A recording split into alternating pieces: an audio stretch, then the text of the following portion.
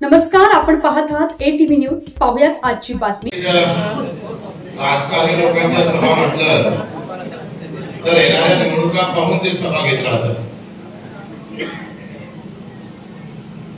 आम्ही त्या कुठल्याही संदर्भात त्याच्या संदर्भात आमचा नाहीये. मला आनंद या गोष्टीचा आम्ही मंचकावर सगळ्यांना विचारत होतो का सगळ्या पार्टीतले लोक आले वाटते इथं. तर म्हटलं सगळ्याच जातीचे लोक आले का? तुम्ही हो सगळ्याच जातीचे लोक आले. आणि जेव्हा हे दोनही शब्द सगळे आले असं समजलं तेव्हा खऱ्या अर्थानं आनंद झाला. मित्र, शेतकरी असा आहे, तो ओबीसीत आहे, तो मराठ्यात आहे, तो दलितात आहे, तो मुसलमानामध्ये आहे, हिंदू मध्ये पण आहे, आदिवासी मध्ये पण आहे. शेतकरी असा नाही का तो कुठल्या जातीत नाही, तो सगळ्या पार्टीत पण आहे.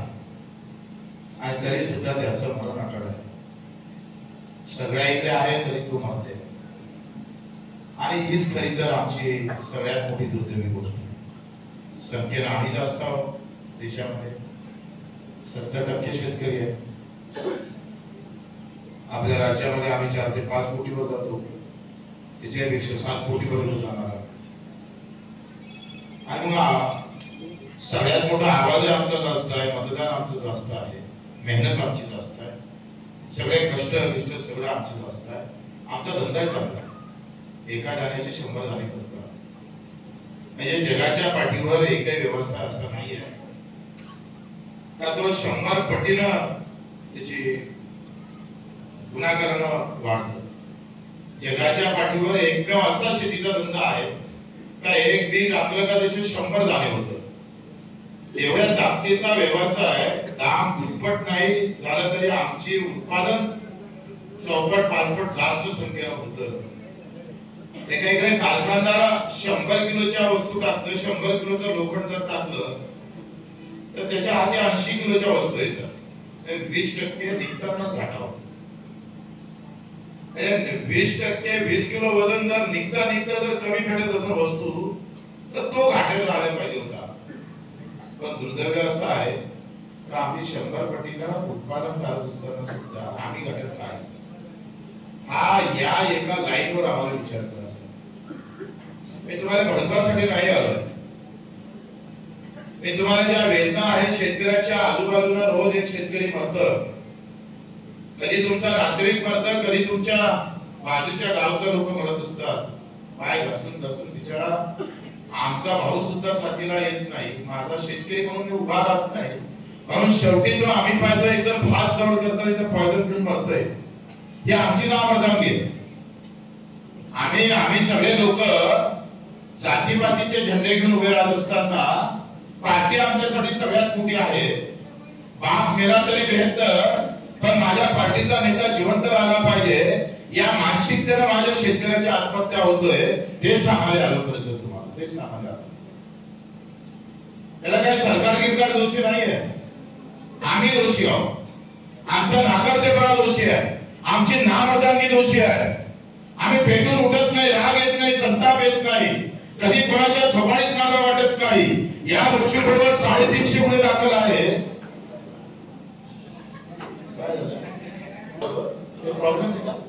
150 वर्षापासून जेव्हापासून भारत स्वातंत्र्य झाला, 75 वर्षापासून काँग्रेस असू दे का भाजपा असू दे का कोणत्या पार्टीचे लोक असू दे, एकही धोरण शेतकऱ्याच्या कोणत्याही पार्टीच्या लोकांना चांगलं केलं नाही. हे काळ्या दगडावरची देश आहे. तुम्ही कोणत्या पार्टीचे मला माहित नाही. मी पार्टीच्या बाजूने बोलायला आलो नाही, पण मी शेतकऱ्याच्या बाजूने बोलत असताना पार्टीच्या लोकांना त्याचं वाईट वाटायचं कारण नाही. कारण मी शेतकरी तुमच्या बापासाठी बोलायला आलोय. आम्ही पार्टीच्या बापासाठी बोलायला आलो. आमच्यासाठी पार्टी काही महत्वाची नाही. आमच्यासाठी कोणता झेंडा घेऊन आला, निळा आला, भगवा आला, हिरवा आला, आम्हाला त्याचं काही लेन नाही आहे. कारण त्या झेंड्याचा जो कापड आहे ना तो मला बाप शेतकरी पिकवतो, त्याला झेंडा बांधून बसला. कारण माझ्या शेतात जर कापूस पिकला नसता तर तुझा झेंड्याचा रंग नको सोडून तुझा कापड तुझ्या पदरी आला नसता, साऱ्या रंग फिरवावं लागलं असतं तर शेतकरी पैदा झाला नसता. पण तो झेंड्याचा कापड पिकवतोय, कापड शिकवतोय, त्याचे साल आहे. झेंडे दुसऱ्या रंगाचे आहे. कोणी भाजपचा झेंडा घेऊन फिरतोय, कोणी राष्ट्रवादीचा, कोणी काँग्रेसचा, कोणी शिवसेनेचा. फिरा, काही हरकत नाही, जरूर फिरा, अधिक मोठे मोठे झेंडे लावा.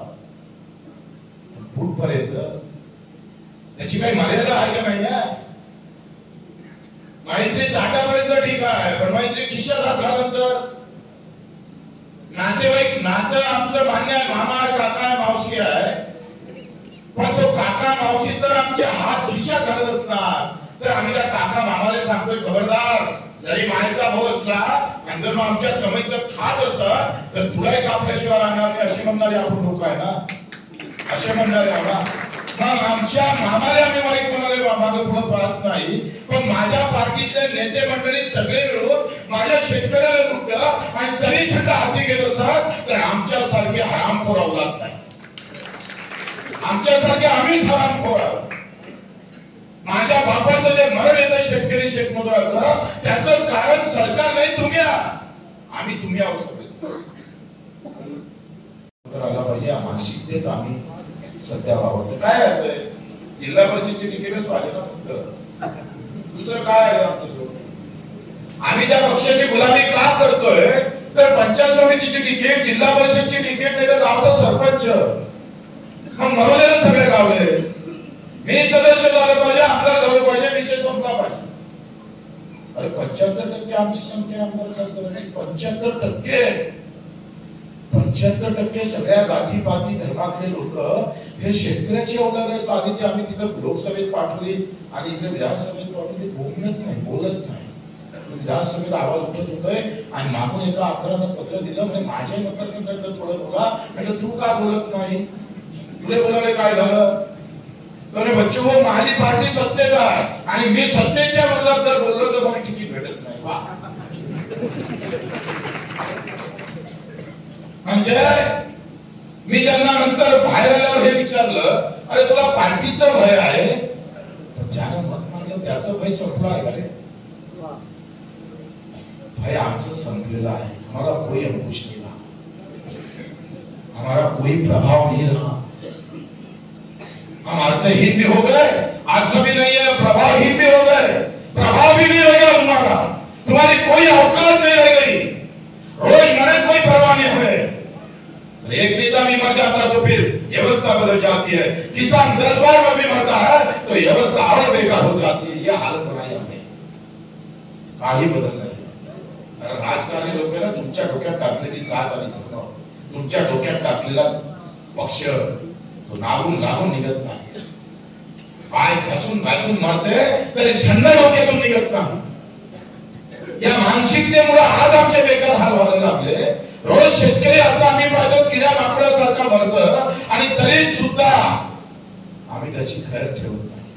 माझ्या मायनं 9 महिने पोटात ठेवलं, त्या मायची तरी फिकर आहे का मला?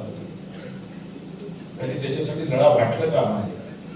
अरे 100 रुपये मजुराला जास्त घेतले तर भांडण करतो, एखाद्या ॲटोवाल्यानं 50 रुपये जास्त घेतले तर तुमच्या अंगावर जातोय. आणि सोयाबीन 3400 रुपये विकावं लागली. एकही माहितीला भोगला तयार, एक भी माहिती लाभ नहीं है, कोई चिल्लाने को तयार. ये मर्दानगी हमारी.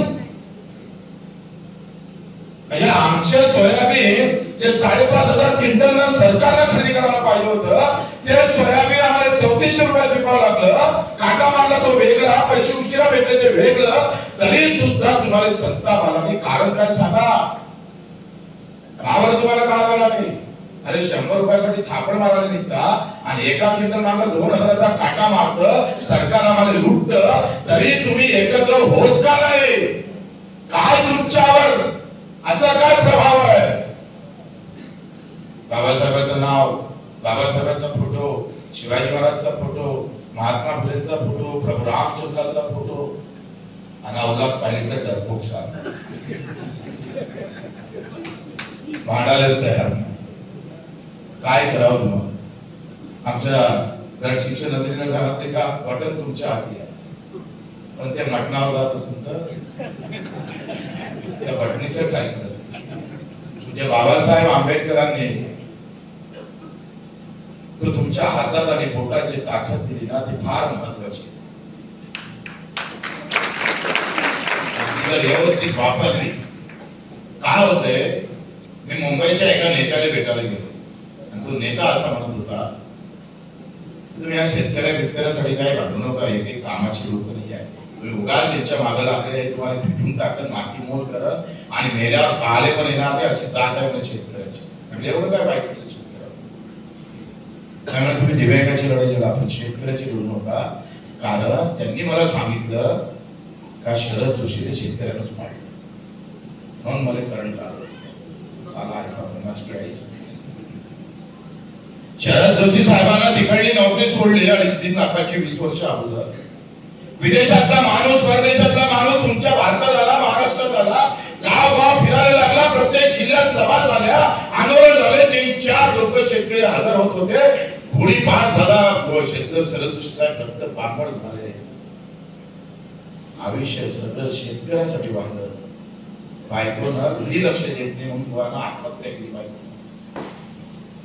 इतक्या सगळ्या गोष्टी माझ्या शरद जोशीने घेतल्या आणि वर्धेच्या हिंगणघाटला उभे राहिलं एका सामान्य माणसानं पाळणारे अमेरिकेतले होते का रे, शेतकरी होते.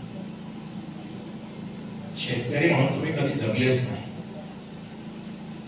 शेतकरी म्हणून, कारण तुम्ही शेतकरी म्हणून कधी जगू शकत नाही. इथून गेले का जात आठवणार, इथून गेला का धर्म आठवणार, इथून गेला का पार्टी आठवणार.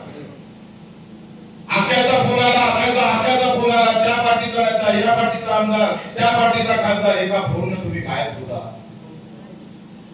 15 लाखाचा निधी गावात टाकला का डंगू वाजून गावातून येता, पण त्याच गावाला 50 कोटी लुटलं तर थापड मारायला तयार नाही, अशी अवलाद तयार झाली या गावाला.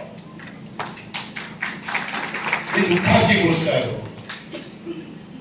एवढा मोठा मताचा अधिकार दिला, पण तो तुम्ही सगळा सत्यानाश केला. कोणता शेतकरी बोलला निवडणुकीमध्ये कामाला कापसाला 16,000 रुपये भाव लागला, आमचे सोयाबीनला 10,000 लागला, तुरीला 11,000 लागला, तर आम्ही तुम्हाला मत मारू, तर गावात या, नाही तर काय. कोणाशी पाठी लावली गरजच नाही तुम्हाला. कधी कधी तर आम्ही नाही ठरवतो असं वाटतं. आरक्षणाच्या बाबतीत तुम्ही बोलले असणार, अधिकाऱ्याच्या सभागृहासाठी तुम्ही बोलले असणार, एखादा रोड निघाला असेल तर बोलले असणार, पण तुम्ही भाव नाही भेटत त्याच्यासाठी बोलले काय? एकही बोलला तू जरूर नाही.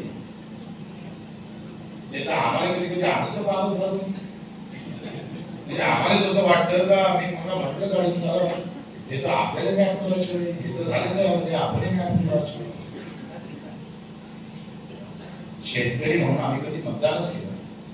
ते म्हणतात ना तुकोजी महाराज, लाकडाचा देव दिले अग्नीचं भेव, सोन्या चांदीचा देव दिले चोराचं भेव, आणि जर सरकारला चालवण्याचं असेल तर राजकारणी देव दिले मताचं भेव. जिसकी मत पलटी हो जाएगा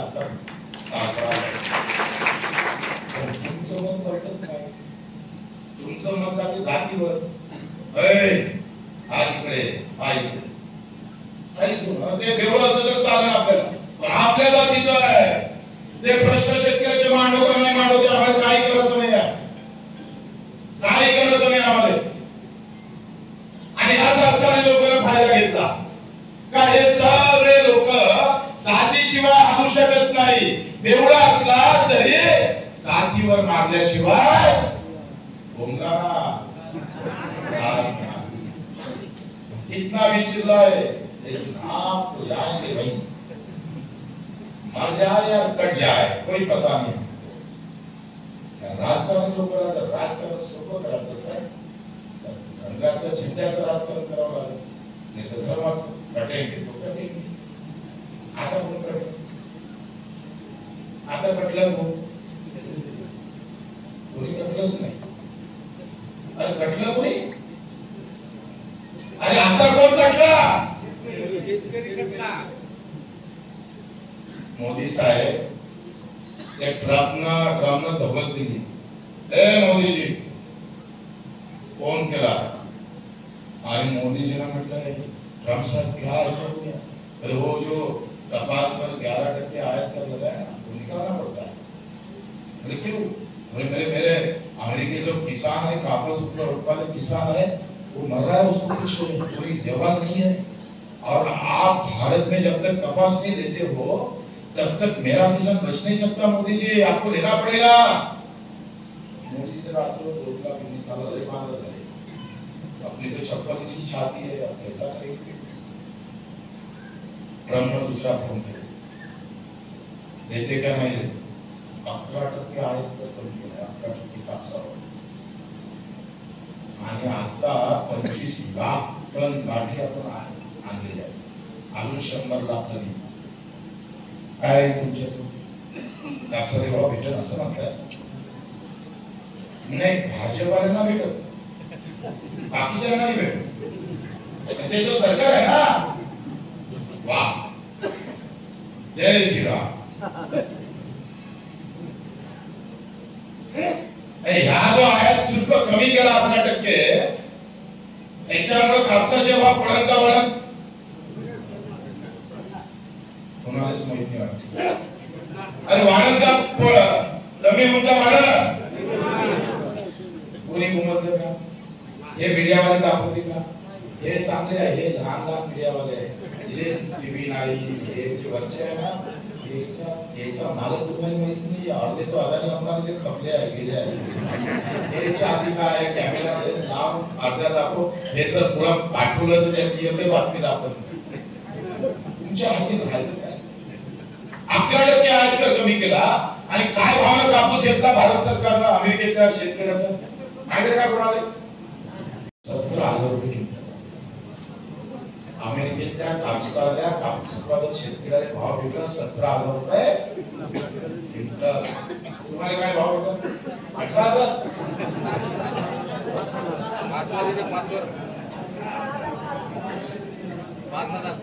अरे आता 6,000 भेटला, 5,000 भेटला तुम्हाला, तुम्ही काही करू शकता का? नाही काही करत असेल तर तुम्ही काय करणार? भेटला तर भेटला, अंडा तरी सापडते, दुसरं काय तुमचे जो आहे का? ना चिल्ला सकते हो, ना बोल सकते हो, क्योंकि तुम्हारी पार्टी है ना उधर, हमारी पार्टी सत्ता में है ना। बोलो मत, खबरदार अगर बोलेंगे तो बीजेपी के खिलाफ। असं वाटतं सालेच्या 2 झोडपे मारा। आता 11% 2021-22 मध्ये आमच्या कापसाचे भाव होते 6,025 रुपये आणि अमेरिकेचा कापूस आम्ही आणला 28,820 रुपये क्विंटल। मग आम्हाला 6,000 रुपये 7,000 रुपये भाव होता। अमेरिकेतला कापूस आल्यानंतर आमचे भाव अधिक कमी होतोय। आज व्यवस्था अशी आहे, ना सोयाबीनला तुम्हाला भाव भेटणार, ना कापसाला भेटणार, ना तुरीला भेटणार। भारत ते बोलवचन काही करू शकत नाही आणि आमदार तुमच्या सरकारच्या विरोधात जाऊ शकत। यांच्या मागे सगळी फुटी टाकून ठेवली। गोमलचे पक्ष पार्टी आणि त्याला माहित आहे तुमचं काय महत्वाचं आहे। तुम्हाला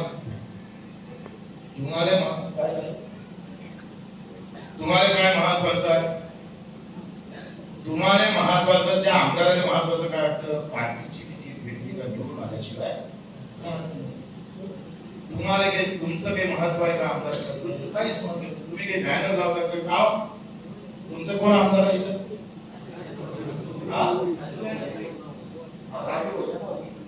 ते काँग्रेसचे आहे का? अजित पवार। आता राजू वगैरे इथं बोलताना मला कधी दिसले नाही बाबा। त्याचा दादा आहे मुख्यमंत्री। आता जर राजू भाऊ वगैरे बोलले तर दादा म्हणोय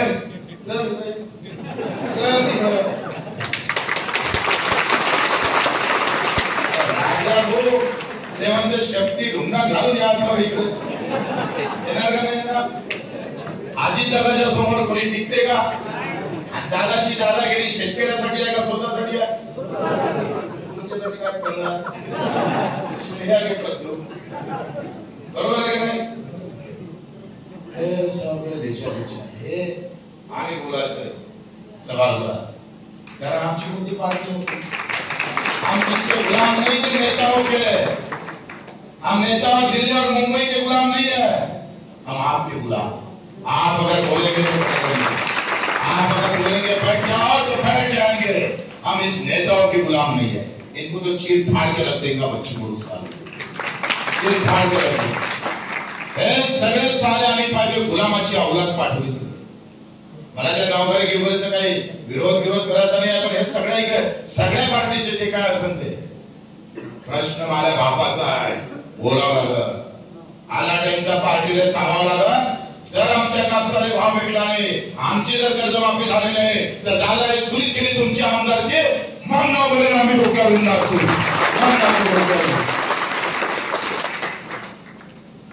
पण हिम्मत कुठे आहे? उसके लिए तो जोश और होश भी होना चाहिए, वो है नहीं किसी में। 350 गुन्हे दाखल है, 350 गुन्हे दाखल है बच्चे को 8 गुन्ह्यावर आम्ही 4 वर्षाची सजा, 70 वर्षानंतर जेलात राहणार आम्ही, फिकर नाही। माझ्या मागे सांगितलं 350 झाले ना तर या शेतकरी दिव्यांगासाठी अधिक 500 कर, मग आम्ही तुला मानू, त्या माहितीचा लाभ आहे आम्ही। अजून तो आता 6 महिन्यात 15 गुन्हे दाखल झाले, त्याची पर्वा नाही आम्हाला। पण प्रश्न असा आहे का हे बुद्धीचं तंत्र सामंत आज तुमच्याकडे हळद होतं, काय भेटले हळदीले भाव 5-6 वर्षात सरासरी काढली तर 5 ते 6 हजार, कधी 11,000, कधी 7,000, कधी 5,000, कधी 8,000 नाही का? कधी सरकारने हस्तक्षेप केला? हिमालय राज्य आहे, हिमालय पहिलं देशातलं राज्य आहे हिमालय। हा हिमालयाच्या राज्यानं पहिल्यांदा केंद्र सरकार एमएसपी देतं म्हणजे हमी भाव देतं, पण हिमालय पहिलं राज्य निघालं हळदीला कायमस्वरूपी 9,000 रुपये भाव। 9,000च्या आत जर हळद केली 9,000 रुपये क्विंटलच्या आत तर हिमालयचं राज्य आम्ही पाहिजे प्रदेश हळद विकत घेतल्याशिवाय राहत नाही। हे सरकार तुमचं आहे। मध्य प्रदेश हेक्टरा मागे 55,000 रुपये देते एमपीचं सरकार, बिहार एका एकरा मागे 22,000चं अनुदान देते, आमचं सरकार तुम्हाला भेटते ना 10-15 हजार। पण बाकीच्या राज्यात जर अनुदान भेटू शकते तर आमच्या राज्यात का भेटत नाही? हे सगळा गोलमाल आहे। सोयाबीन तुमच्या हातात याची आहे, 15 दिवसांना हातात येणार, 15 दिवसांना सोयाबीनचं सोंगणं होईल, सोयाबीनचा दाणा एक घरी आमच्या येणार, अर्धा जर पावसानं गेला आता आमच्या हाती येईल, अर्धा सरकार खाऊन टाकून मी सांगतोय। आज 34,000 रुपये भाव आहे, आमचं सोयाबीन जेव्हा हाती येईल तेव्हा 3,000 झाल्याशिवाय राहणार नाही। सरकार आहे कुठं? कोणी बोलायचं? आम्ही सांगितलं पाहिजे जर सोयाबीनची खरेदी जर सुरू केली नाही आणि सरसकट जर सोयाबीन जर विकत घेतले नाही तर आम्ही हे सोयाबीनचं कुटार कलेक्टर ऑफिस आमदाराच्या घरात टाकल्याशिवाय राहणार नाही। ये जंग होना चाहिए। आम्ही बेमानीचं घेणार नाही पण इमानदारीचं सोडणार नाही, पण तुम्ही हे करणार नाही कारण तुम्ही इकडून गेले का तुम्हाला तुमची जात धर्म आठवल्याशिवाय राहत नाही। किती लुटतर आहे, बियाणात लुटतर, खतात लुटतर, सगळ्या ह्याच्यात लुटतर। सोया खताचे युरियाचे भाव 448 आहे आणि त्याचं वजन 45 किलो केलं, 50 किलोचं होतं ते 45 किलो, आणि तो जो चार्ज असतो ना मोबाईलचा तो 30 दिवसाचा होता, तो 28 दिवसाचा बरोबर आहे। तुम्ही मोबाईलला तर माहित असेल नाही, 2 दिवस कमी गेले म्हणजे वाढले, वर्षाने किती वाढले? 12 गुणे 24 दिवस, 1 महिना वाढवला, कंपनीने बागाचा फायदा घेतला। आणि युरिया ह्या सगळ्या रासायनिक खतवाड्यांना 45 किलोने 5 रुपये कमी केलं, बरोबर आहे। 5 रुपयानं प्रत्येक क्विंटलला 1000 लाखो क्विंटलनं केवढा मोठा नफा मारला। मग तुम्ही खत जर 50 ते 45 बॅग केली आणि 430 दिवसाचं 28 केलं तर मग आमचे सोयाबीन 1 क्विंटल आहे ना 90 करा काय होतं? तुमचं कोण आहे? तुमची औकातच काय? तुमच्या मताला तर काही दुसरा बायको ऐकणार आहे, कोणाची मताला कोणाच्यासाठी स्वयंपाक करायचा मुद्देसाठी ही व्यवस्था बदलावं लागणार। त्याच्यासाठी लढावं लागलं. तुम्ही कुठल्याही जाती धर्मात राहा, कुठल्याही पार्टीत राहा, आम्हाला त्याची पर्वा नाही. आम्ही तुम्हाला मत मागायला येणार नाही. पण जेव्हा आंदोलन असेल तेव्हा मात्र घरदारासहित सगळे आल्याशिवाय राहणार नाही, अशा प्रकारची शपथ लड़ते शेवटपर्यंत ताकदीनं लढू. ही पैसों की लड़ाई है, ये गरीब और अमीर की लड़ाई है. ये बेईमानी से चलने वाले लोग और कुछ ईमानदारी से चलने वाले लोग, इसके पीछे की लड़ाई है. हम जो लड़ाई लड़ रहे हैं ये पैसों की लड़ाई लड़ रहे हैं. अर्थभेद, यहाँ जाति भेद का सवाल नहीं है, यहाँ धर्म भेद का सवाल नहीं है, ये अर्थभेद का सवाल है. मी जेव्हा दिव्यांगाची लढाई सुरू केली तेव्हा ज्याला पाय नाही, हात नाही, डोळे नाही, या लोकांसाठी देशामध्ये भांडणारा बच्चू कडूशिवाय दुसरा सापडत नाही. तो कोणत्या जातीचा दिव्यांग आहे, कोणत्या पंथाचा आहे, कोणत्या धर्माचा आहे, कोणत्या पार्टीचा आहे, ज्याला दोन पाय नाही, हात नाही, डोळे नाही, काय येत नाही, त्याच्यासाठी लढणारी अवघात उभ्या हिंदुस्थानात सापडली नाही. कारण त्याचं मताचं गणित बसत नाही. बच्चू कडूला मत पाहिलं नाही, त्याचे आशीर्वाद पाहिलं म्हणून लढणार. जेव्हा आम्ही 600 रुपये महिना होता तो 1000 केला, 1000चे 1500 केला आणि 1500 सोबत दिव्यांग मंत्रालय स्थापन केलं. 5% ये पैसों की लड़ी है. जो अमीर के घर जा रहा था पैसा, वो मैंने दिव्यांग के घर भेजा. दिव्यांग या पैशाच्या लढाई सोबत आम्हाला राहायचं. आरक्षण भेटलं तर गावातल्या 10 लोकांचं भलं होईल. पण माझ्या कामसाला हॉटेल जर भाव भेटला तर अख्ख्या गाव सुखी झाल्याशिवाय राहणार नाही. एवढी ताकद आम्ही, एवढी ताकद. 50% नफा धरून भाव अजूनही काढण्यात आला. ही सगळी वस्तुस्थिती तुम्ही लक्षात घ्यावं. याच्यासाठी गाव गाव फिरतोय, किमान 600 सवाल घ्यायचे. मी जर जातीची लढाई लढलो असतो ना तर 10 कामगार माले राहिले असते. पण मी या दिव्यांगाची पायाने, हातने, डोळे त्याच्यासाठी अंगावर दाखल. राज्यमंत्री असताना उद्धव ठाकरे साहेबांच्या सरकारमध्ये राज्यमंत्री असताना जेव्हा पंजाबचं आंदोलन चालू होतं तेव्हा हा बच्चू कडू मोटरसायकलनं 1200 किलोमीटर आंदोलनात सहभागी झाला. हे राज्यमंत्र्याचा राजीनामा देऊन गेला. असं नाही कळलं म्हणून काम. सीएम टू पीएम मोदीजीच्या गाव येऊन लढकारलं होतं. मुख्यमंत्री असताना देवेंद्र फडणवीस तिथून निघालो होतं, मोदीजीच्या गावाला जाऊन बसलो गुजरात. आम्ही ज्या पद्धतीनं काम केलं 20 वर्षात, ते अतिशय शेवटच्या आम्ही लहान माणसांच्यासाठी काम केलेलं आहे, कष्ट करणाऱ्यांच्या बाजूने काम केलेलं आहे. आता राहिला कर्जमाफीचा विषय. सरकारमध्ये पैसे नाही, बोलले काय सातबारा पुरा पुरा तेव्हा का तुमचा भूत होता का? देवेंद्रजी आता म्हणतोय का दुष्काळ पडल्याशिवाय कर्जमाफ करता येणार नाही. तुम्हाला असं म्हणणं आहे का माझा शेतकरी पाय घासू घासून गेला पाहिजे आणि तो दिसला तर मी कर्जमाफी देणार? हे विचार आहे तुमचे? अशा पद्धतीने काम करणार भाऊ. हे सगळे आम्ही लुटीच्या बापसी आहे. कर्जमाफी आमची मूळ मागणी नाही आहे. आम्हाला हमी भाव भेटला पाहिजे, तो 50% धरून जे स्वामीनाथननं सांगितलं त्या पद्धतीने आम्हाला हमी भाव पाहिजे. आम्ही कर्जमाफी तुम्हाला मागणार नाही आवश्यक, पण आमचा भाव 15% नफ्याला तुम्ही सांगतोय. सोयाबीनच्या भावाची शिफारस केली 7,000 रुपये, 7,000 रुपये पर क्विंटल 15%. राज्य सरकार, केंद्राने काय भाव जाहीर केले कोणाला माहिती आहे? कोणा सांगितलं? याचे 2 त्यासाठी टाळ्या वाजतात. हे कोणालाच माहित नाही. त्यांच्या खिशाने भिल्ला आहे, त्याची इमानदारी काय आहे? म्हणजे मी जे विचारलं हे काही पाकिस्तानचं विचारलं का तुम्हाला? शेतकऱ्याचं विचारलं. प्रत्येकाला माहित पाहिजे. 7,000ची शिफारस म्हणजे 15% नफा. 15% नफ्यानं सर 15% नफा इथल्या सोयाबीन उत्पादक शेतकऱ्याला भेटायचा असं काय भावाला? सोयाबीन 7,000. कापसाचे केले आम्ही शिफारस 11,000 रुपयाची. 11,000ची शिफारस केली कापसाची राज्य सरकारनं. मी नाही केली, राज्य सरकारने पैसा पडले ना बांबू लावायला सगळ्यात डुप्लिकेट निघालं.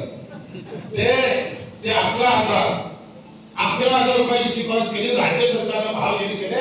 8,110 रुपये. 2,000चा काढला, 3,000चा 3,000 कमी दिले कापसाला. 15% नफा. मोदीजीला विचारा तर तुम्ही चहाची कॅन्टीन चालवतो बरोबर आहे ना? चहा विकत होते ना मोदीजी, त्याच्यात किती टक्के नफा देत होते मला? किती टक्के नफा घ्यायचा? तुमचा ह्या कॉर्नरवरचा भजे विकते ना तो 100% नफा घेतो. अर्धा अधिक धंदा हा 150% चालतो आणि 15% भेटत. काय करणार? 15% नफा सुद्धा भेटत नाही. 7,000ची शिफारस केली, 5,328 जाहीर केला, म्हणजे 2,000 रुपये तुम्हाला तिथं काढलं. साधा 15% नफा सुद्धा तुम्हाला भेटत नाही. आणि 5,328 ना 20% लोकांची खरेदी होत नाही. 20% सोयाबीन सुद्धा खरेदी होत नाही. तुम्ही इथून पंजाब मध्ये जा, पंजाब मध्ये 90% शेतीमाल हमी भावात खरेदी होतं, क्योंकि वो भगत सिंह जैसे लड़ते हैं और हम घर जाकर बैठते बैठते हैं. घरी जाऊन बघतोय, लढणं शिकता आलं पाहिजे. आणि ही आम्ही लढाई का करतो आहे तर माझ्या शेतकऱ्याच्या घरी आनंद आला पाहिजे, याची काळजी करायला पाहिजे. तो एक बिल्डिंग मध्ये राहिला पाहिजे, त्याचा एक बरोबर डॉक्टर झाला पाहिजे, त्याच्या घरी आनंद झाला पाहिजे. जो कष्टानं जगतोय त्याच्या घरी खऱ्या अर्थानं हे मानलं पाहिजे. म्हणून हे सगळं आम्ही आपलं काही तुम्हाला मत मागायला येणार नाही. ही लढाई खऱ्या अर्थानं कष्ट करणाऱ्यांची आहे, सगळ्यांची लढाई आम्हाला मोठी करायची आहे. कर्जमुक्तीचा लढा खऱ्या अर्थानं यशस्वी करायचा आहे. आणि म्हणून 28 ऑक्टोबर नागपूर गुट्टेवाडीला त्या दिवाळीनंतर 8 दिवसानं तुम्हाला यायचं आहे. तुम्ही येणार आहे? तुम्ही हात तर सगळे मला शांत झोपला पाहिजे. यावं ही अस्तित्वाची लढाई आहे, भावाची नाही आहे, कर्जमुक्तीची नाही. शेतकऱ्याचं अस्तित्व संपलं. शेतकरी म्हणून तुम्ही जिवंतच नाही आहे. एक शेतकरी तुमचा तो परभणीचा सचिन जाधव मेला, 34 रुपये भाव विकला. 34 वर्षाचा तरुण पोरगा मेला. आणि एका माहीत झालं तर त्याच्या बायकोच्या पोटात 7 महिन्याचा गर्भ होता. त्या बायकोनं पण आत्महत्या केली. त्या गावात रोष नव्हता, राग नव्हता, द्वेष नव्हता, व्याधर लागला. तो जातीच्या नावानं गेला असताना सगळे गेले असते, सगळं भेटलं असतं. जातीच्या लढाईत मेला, धर्माच्या लढाईत मेला म्हणजे मेला होतं. पण या व्यवस्थेपोटी मरतय त्याचं मरण नाही झालं. ते जनावरासारखं आहे. आमचं जगणं जनावरापेक्षा निघता झालेलं आहे. पैसा नाही आहे गव्हर्नमेंटवर असं म्हणू नका, प्रचंड पैसा आहे. शक्तीपीठाने आता 70-80 हजार कोटी दिले. मुंबईतल्या गृहनिर्माण, तिथले घर निर्माण करण्यासाठी 75,000 कोटी दिले. पगारात मोठे आम्ही दरवर्षी 3 लाख कोटी देतो, 20 लाख लोकांना, आणि 4 ते 5 कोटी लोकांना फक्त 9,000 कोटी देतो. हा हिशोब का मोठा आहे, ते समजून घे. आणि ही आमची लढाई मोठी करायची असेल तर हो, तुम्ही कुठल्याही जातीत राहा, कुठल्याही धर्मात राहा, कुठल्याही पार्टीत राहा, पण मात्र शेतकऱ्यासाठी नक्की राहा. आग्रहाची विनंती करतो, तुम्ही कुठेही रस्त्यासाठी चालत. जेव्हा शेतकऱ्यावर आपत्ती येईल तेव्हा सगळे विभागलेले लोक तुम्ही एका ठिकाणी पाहिले ना. मला एका पत्रकारानं विचारलंय, तुमच्या आंदोलनानं सरकार जागवलं आहे. मी त्याला सांगितलं, माझ्या आंदोलनानं सरकार जागवणार नाही, पण माझ्या आंदोलनानं जर शेतकरी जर जागा झाला तर सरकार एका दिवशी चुकल्याशिवाय राहणार नाही. संख्या हमारी ज्यादा है, सब समाज और सब जात में किसान सबसे ज्यादा है देश के अंदर, वो जीना चाहिए. म्हणून ही तुमची आमची अस्तित्वाची लढाई आहे. माझा बाप मेला, माझा आजा मेला, माझा आता धातू म्हणून आहे. त्याचं जीवन सुखाचं जावं याच्यासाठी धावपळ आहे. आपल्या सर्वांचा आभार, धन्यवाद. अशाच प्रकारे नवनवीन घडामोडी पाहण्यासाठी आपल्या ATV न्यूजच्या YouTube चॅनलला सबस्क्राईब करा आणि रहा अपडेट.